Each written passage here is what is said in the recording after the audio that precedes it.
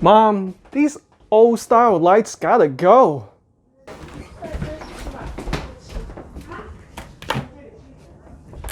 Here too? We can do better than that.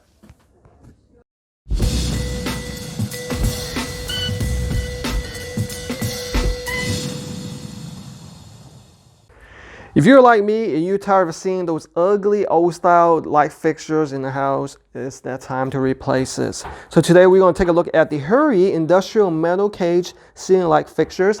I have 3 of these right here. Let's go ahead and unbox one of these. All 3 are the same. Simple packaging in here. And you have everything you needed. It's inside this bag. Instructions guide. And you have some screws and these electrical wiring caps. See, 2 screws, 3 of these caps. Installation is very simple, guys. Just follow the instructions. Should be very straightforward. Right there. Oh, this is a schematic. Looks like an AutoCAD drawing. And here is light fixture itself.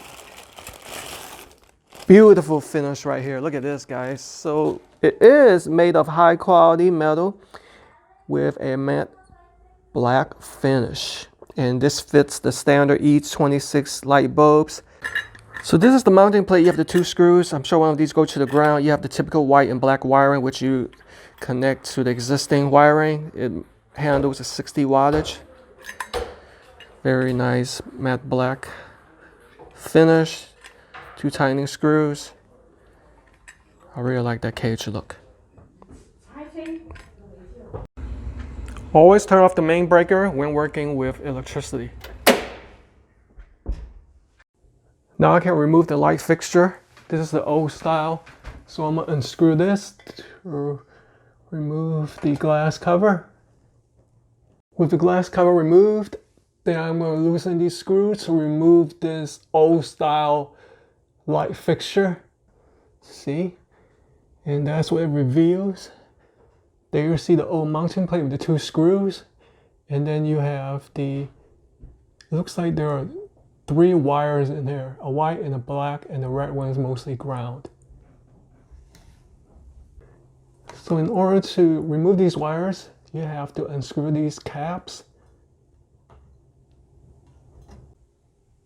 All right, I have it removed.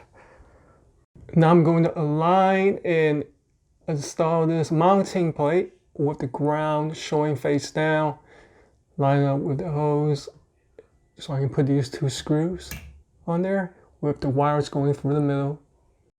Since there's no ground screw that was originally on the plate, I decided to add my own. Time to install the second light. Oh, there's the grounding screw. I was looking all over for that.